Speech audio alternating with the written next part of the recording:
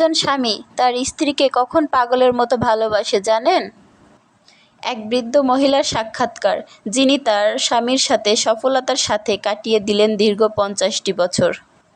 তাদের জীবনে শান্তিতে ভরপুর ছিল, ঝগড়া তো দূরের কথা, দাম্পত্য জীবনও কখনো কথা কাটাকাটি পর্যন্ত হয়নি।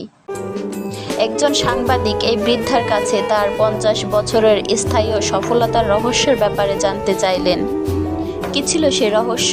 মজার মজার খাবার বানানো, দৈহিক সৌন্দর্য, বেশি সন্তান জন্ম দেয়া, নাকি অন্য কিছু?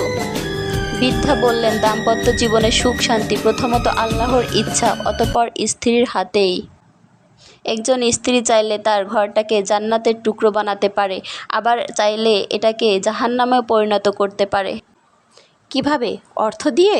তা তো হতে পারে না, কেননা অনেক অর্থশালী মহিলা আছেন যাদের জীবনে দুঃখ দুর্দশার শেষ নেই, যাদের স্বামী তাদের কাছে ভিড়তে চায় না। সন্তান জন্মদান?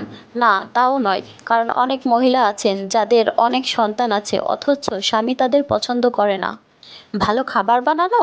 না, এটাও না, কারণ অনেক মহিলা আছেন যারা রান্না বান্নায় অনেক দক্ষ, সারাদিন রান্নাঘরে কাজ করেন অথচ স্বামীর দুর্ব্যবহারের সম্মুখীন হন। তার কথায় সাংবাদিক বিস্মিত হয়ে গেলেন, বললেন, তাহলে আসল রহস্য কী?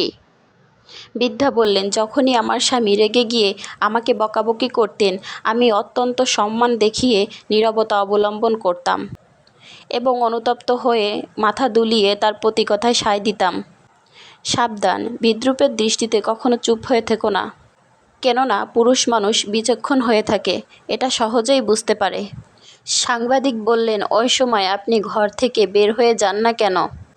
বৃদ্ধা বললেন, সেটা কখনোই করবেন না। তখন তিনি মনে করবেন আপনি তার কথায় বিরক্ত হয়ে পালাতে চাচ্ছেন। আপনার উচিত চুপ থেকে প্রতিটা কথায় হ্যাঁ সূচক সায় দেওয়া, যতক্ষণ না তিনি শান্ত হন। অতঃপর আমি বলি, আপনার শেষ হয়েছে, এবার আমি যেতে পারি? তারপর আমি চলে যাই আর আপন কাজে লেগে যাই।